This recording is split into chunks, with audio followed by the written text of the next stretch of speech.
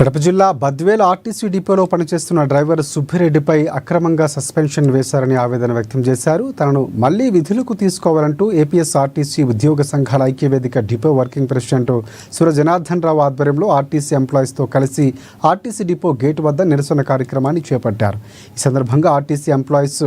అంతా ఎర్ర బ్యాడ్జీలు ధరించి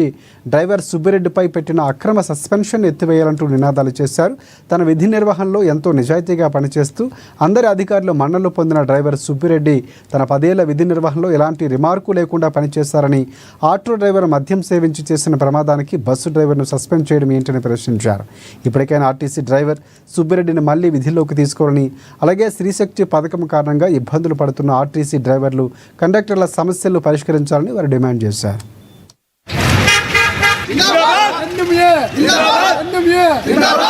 దీనికోసమని మేము గౌరవనీయులైనటువంటి డిప్యూటీ ఈవో గారి వద్ద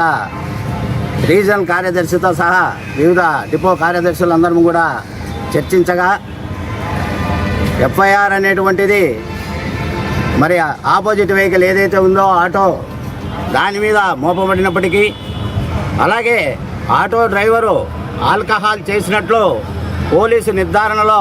దాదాపు 206 mg ఉన్నప్పటికీ నిర్ధారణ చేసినటువంటి పత్రం ఉన్నప్పటికీ మరి ఎటువంటి తప్పు లేకపోయినప్పటికీ మా డ్రైవర్ పైన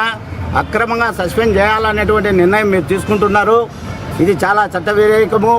ఎందుకంటే సూపర్ లగ్జరీ బస్సు అనేటువంటిది 35 మంది కెపాసిటీ ఉన్నటువంటి బస్సులో దాదాపు 70 మంది పైన ఉన్నటువంటి ప్యాసింజర్లందరినీ కూడా ఎక్కించుకొని ఎంతో జాగ్రత్తగా ఆర్టీసీ రూల్స్ రెగ్యులేషన్స్ ప్రకారము మా యొక్క డ్రైవరు మరి విధి విధానాలను అనుసరించి కూడా మరి డ్రైవింగ్ చేస్తూ తన ముందు 2 వాహనాలు ఉన్నప్పుడు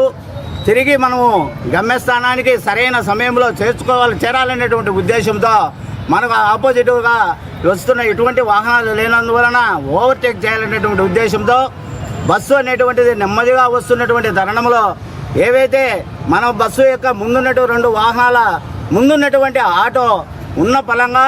మరి ఎడమవైపు నుండి కుడివైపుకు వచ్చి మరి మన బస్సును మన సరైన మార్గంలో పోతున్నప్పటికీ కూడా